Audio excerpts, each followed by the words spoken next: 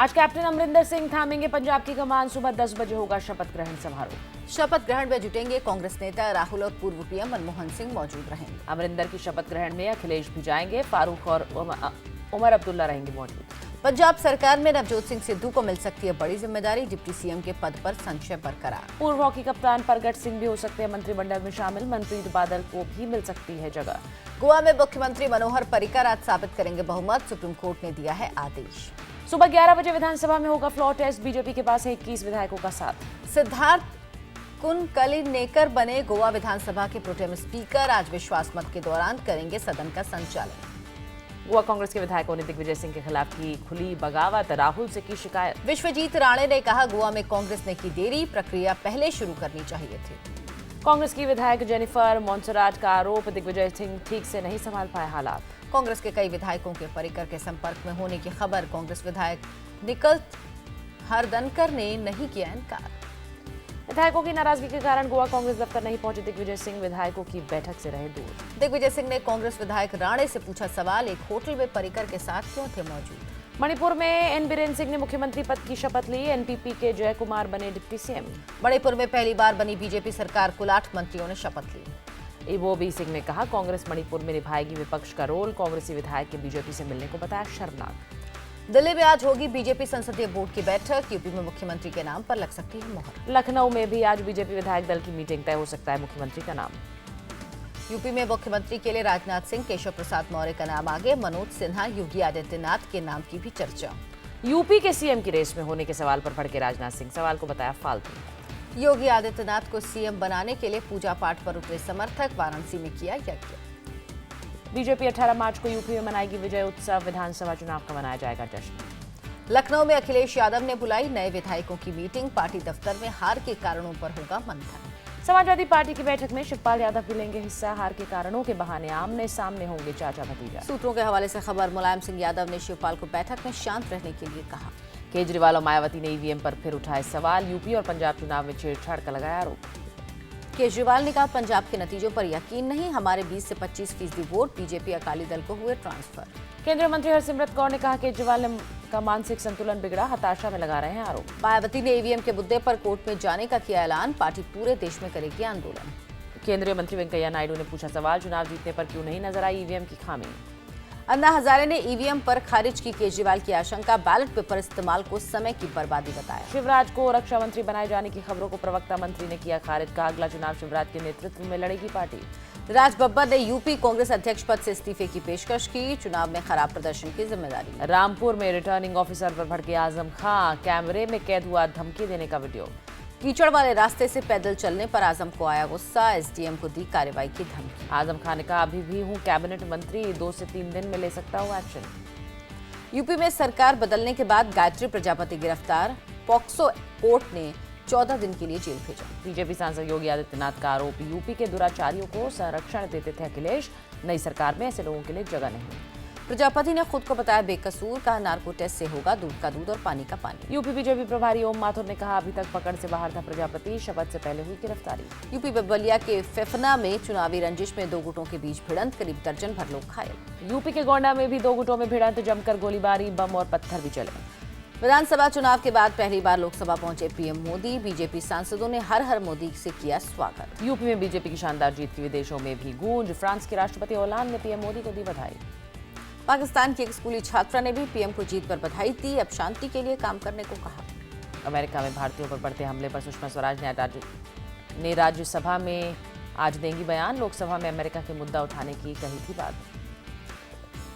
Omar Abdullah Srinagar seat से लड़ेंगे लोकसभा उपचुनाव। अनंतनाग सीट पर कांग्रेस के जीए मीर मैदान में उतरेंगे। बिहार में आरजेडी नेता रघुवंश प्रसाद के बयान पर महागठबंधन में भूचाल। जेडीयू नेता श्याम रजक ने कार्रवाई की मांग की। जेडीयू आरजेडी के झगड़े पर बोले बीजेपी नेता सुशील कुमार मोदी, जल्द टूट जाएगा बिहार में महागठबंधन। उपचुनाव में तमिलनाडु की आरके नगर सीट से लड़ेंगे एआईएडीएमके के दिनाकरन। जयललिता के निधन से सीट खाली। तमिलनाडु के पूर्व सीएम पन्नीरसेल्वम चुनाव आयोग से मिले। महासचिव पद पर शशिकला की नियुक्ति को बताया अवैध। दिल्ली में एसवाईएल मुद्दे पर इंडियन नेशनल लोकदल का हल्ला बोल। जंतर मंतर पर किया प्रदर्शन। जेल से छगन भुजबल ने लिखा सीएम देवेंद्र फडणवीस को लेटर। कहा किसानों का कर्ज माफ करें। किसानों की कर्ज माफी के मुद्दे पर सीएम फडणवीस से मिले उद्धव ठाकरे। पीएम से मिलकर हल निकालने के लिए कहा।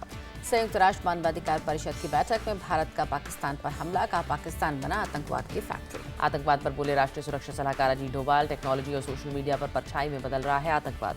प्रवर्तन निदेशालय ने गिलानी और यासीन मलिक को भेजा सम्मन, फेमा उल्लंघन मामले में पेशी का आदेश। एनआईए ने आईएस खोरासान मॉड्यूल की शुरू की जांच, एटीएस आईजी ने सौंपे पूरे कागजात।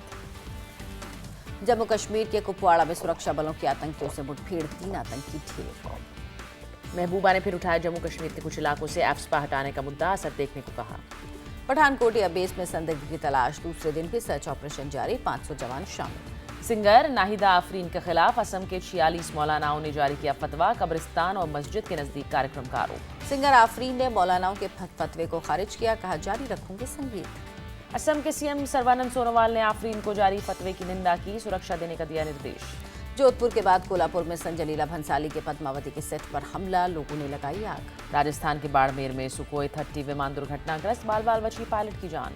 जेएनयू छात्र सुसाइड मामले में पुलिस ने दर्ज किया केस, खुदकुशी के लिए उकसाने की धारा लगाई। आज से शुरू हो रही है यूपी बोर्ड की हाई स्कूल और इंटर की परीक्षाएं, 21 अप्रैल तक चलेंगे एग्जाम। नोएडा में बीती रात आग का तांडव, सेक्टर 78 में 100 झुग्गियां खाक।